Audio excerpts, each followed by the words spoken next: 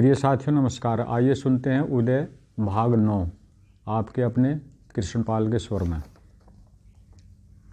उन स्त्रियों ने उन फूलों के ढेरों और आभूषणों से होकर अखाड़ों और कुश्तियों में को झांका तथा परंपरा की लज्जा और संकोच में वे ठिठुर सी गई। उनकी हंसी को जकड़ सी हो गई। झलकारी बोली, सरकार में चकिया पीसत हों, 2-2, 3-3 मटकन में पानी भर भर के लाऊं चरखा काटत। रानी ने कहा, तुम्हारे पति का नाम क्या है? झलकारी सिकुड़ गई।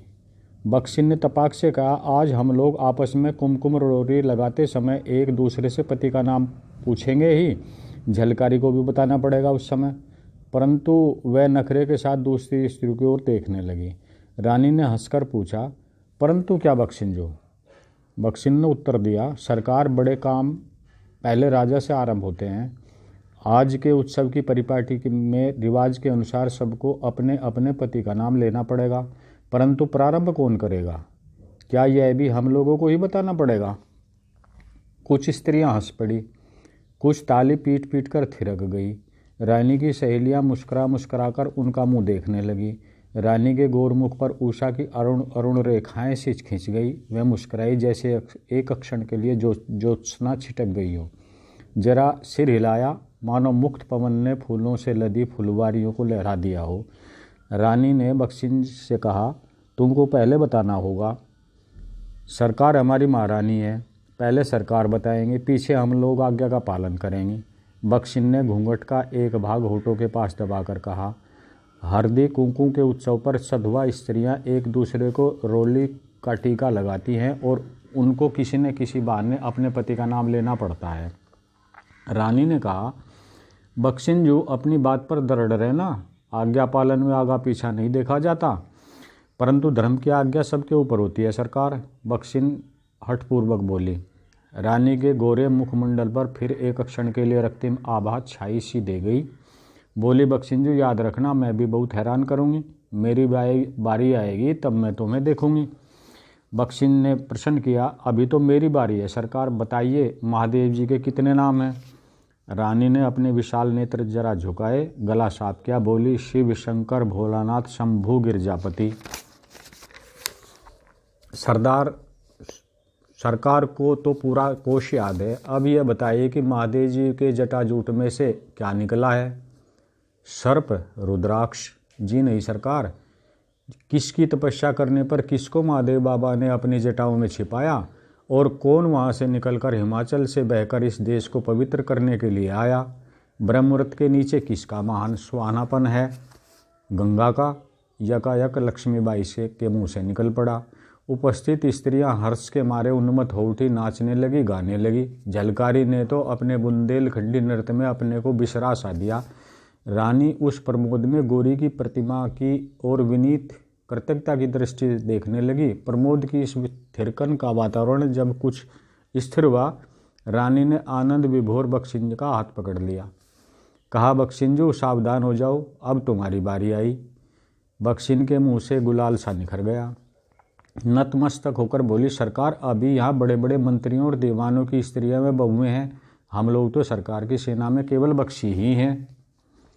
रानी ने मुस्कुराते मुस्कुराते दांत पीसकर विशाल नेत्रों को तरेर कर जिनमें होकर मुस्कुराहट विवश झरी पड़ रही थी, कहा, बक्सी सेना का आभार, तोपों का मालिक, प्रधान सेनापति के सिवा और किसी से नीचे नहीं, राजा के दाहिने हाथ की पहली उंगली, और तुम वहां उपस्थित स्त्रियों में सबसे अधिक शरारतीन हो।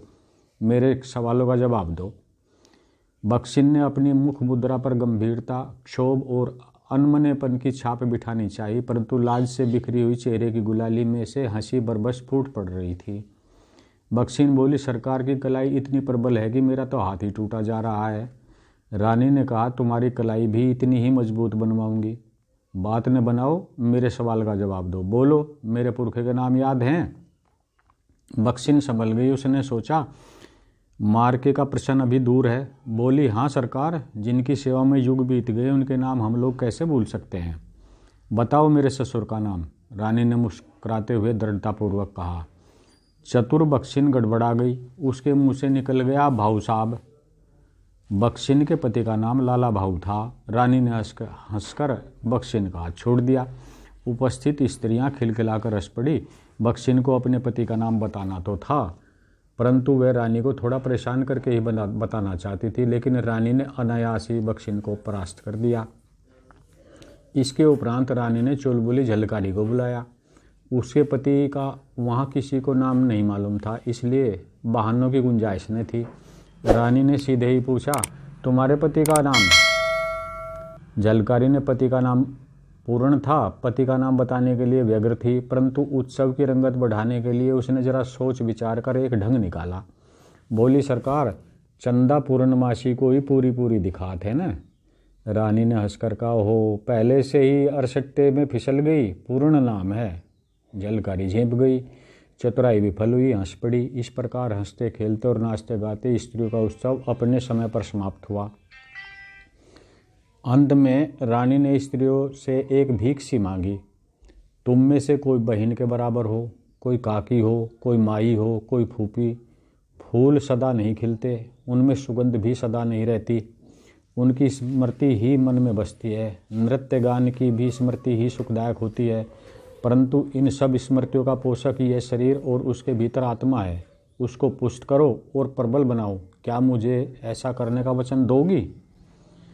उन स्त्रियों ने इस बात को समझा हो या ना समझा हो, परंतु उन्होंने हाँ हाँ की। उन लोगों को डर था कि वहीं और तत्काल कहीं मलखंब और कुश्ती न शुरू कर देनी पड़े। इत्रपान के उपरांत वे चली गई, लेकिन एक बात स्पष्ट थी, जब वे चली गई तब वे किसी एक अदृष्ट अवर्ण्य तेज से ओतप्रोत थी। उसके उपरांत फिर झांसी की नगर स्त्रियां संध्या समय थालों में दीपक सजाकर और गले में बेला, मोतियां, जूही इत्यादि की फूल मालाएं डालकर मंदिरों में जाने लगी। स्त्रियों को ऐसा भास होने लगा जैसे उनका कोई सतत संरक्षण कर रहा हो, जैसे कोई संरक्षक सदा ही साथ रहता हो, जैसे वे अत्याचार का मुकाबला करने की शक्ति का अपने रक्त में संचार पा रही हों। भाग 9 यहीं पर समाप्त करते हैं। धन्यवाद।